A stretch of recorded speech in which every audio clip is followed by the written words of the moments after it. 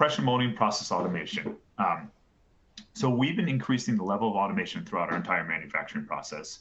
On the top left-hand side, I have an image of one of our robotic press lines. So typically, the manufacturing plant that we currently have, it's outside of Philadelphia, a town called Lansdale.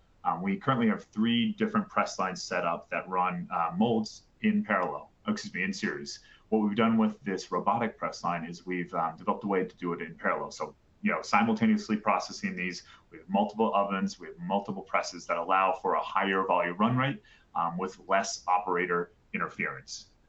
We're trying to reduce operator involvement in all the dull, dirty, and dangerous tasks associated with automated mold handling, deburring, deflashing, and mold cleaning. So if we can remove the operator from there, that's really what we're chasing after. We want to have as much increased efficiency as possible.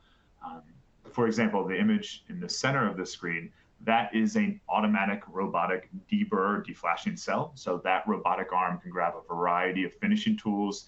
It can run multiple programs to deflash parts that are then installed on a fixture through the door on the right.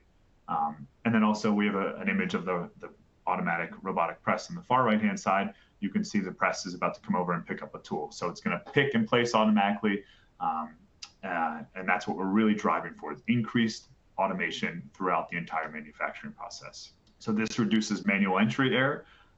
We have automatic material dispensing too. So that charge, that weight, the discontinuous long fiber, it's automatically weighed out, introduced into the tool is closed, it's ready to process. This improves our yield, throughput, and automated SBC process controls.